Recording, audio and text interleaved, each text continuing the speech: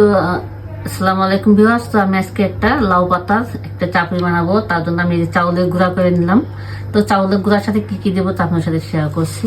তো এখানে এই যে লাউ পাতা বেটে নিয়েছি, কাঁচামরিচ, আদা রসুন বাটা, জিরা বাটা, আর দিয়েছি ধনিয়া বাটা, কাঁচামরিচ, এই ধনিয়া বাটা, পেঁয়াজ আর কাঁচামরিচটা আমি আদা বাটা করে দিয়েছি। এখানে দিয়েছি স্বাদ মতো লবণ, সামান্য একটু ধনিয়া আর জিরা একসাথে গুঁড়া করা এটা দিয়ে দিয়েছি, আর সামান্য একটু লাল মরিচের গুঁড়া আর হলুদের গুঁড়া পরিমাণ মতো। তো এগুলো আমি একসাথে দিয়ে দেব।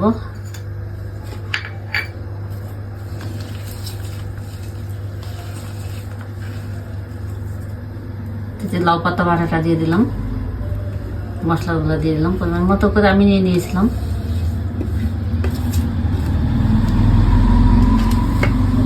আর এর সাথে আমি সরিষার তেল দিয়ে দেবো পরিমাণ মতো।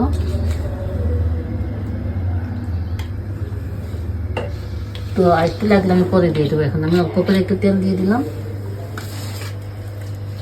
এখন আমি চাউলের গুঁড়ার সাথে মিক্স করে নেব।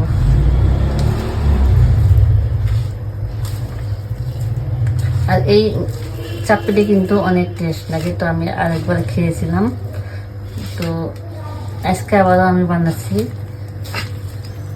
তো এখানে কিন্তু একবারে পানিটা দেওয়া যাবে না, পানিটা দিলে কিন্তু নরম হয়ে যাবে। তো আমি পরিমাণ মতো করে পানিটা দিয়ে নেবো, কারণ ধনিয়া পাতা আর লাউ পাতার ভিতরে কিন্তু পানি আছে, তো এগুলো পানি উঠে যাবে। তো এখানে দেখেন আমার পরে মাখাই হয়ে গেল, আর আরও অল্প একটু পানি দিয়ে মনে হয় হয়ে যাবে। তো আমি পরে একটু পানি অ্যাড করে নেব। তো অল্প করে একটু পানি অ্যাড করে নিচ্ছি। তো আমি সবগুলো মাখায় নেব।